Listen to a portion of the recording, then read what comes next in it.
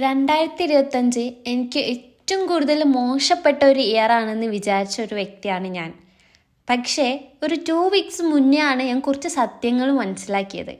2025 എനിക്ക് ഒറ്റൊരു മോശപ്പെട്ട കാര്യമേ സംഭവിച്ചിട്ടുള്ളൂ. പക്ഷേ നല്ല കാര്യങ്ങൾ ഒരുപാട് സംഭവിച്ചിട്ടുണ്ട്. ആ ഒരു ഒറ്റ മോശപ്പെട്ട കാര്യം കൊണ്ട് ഞാൻ ആ 2025 ഭയങ്കര മോശപ്പെട്ട ഒരു ഇയറാക്കി മാറ്റി.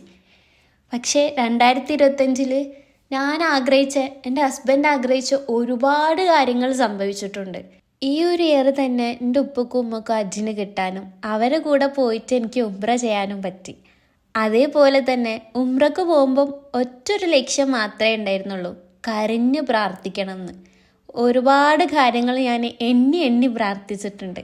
അതൊക്കെ ഇവിടെ വന്നപ്പോഴേക്കും ഓരോന്നായിട്ട് നടക്കാനും തുടങ്ങി.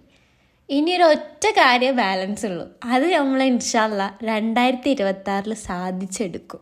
2025 ഇത്രയും നല്ലൊരു ഇയർ ആയിരുന്നു എന്ന് മനസ്സിലാക്കാൻ ഞാൻ ഇത്ര വൈകിപ്പോയല്ലോ എന്നുള്ളൊരു സങ്കടം മാത്രമേ ഉള്ളൂ.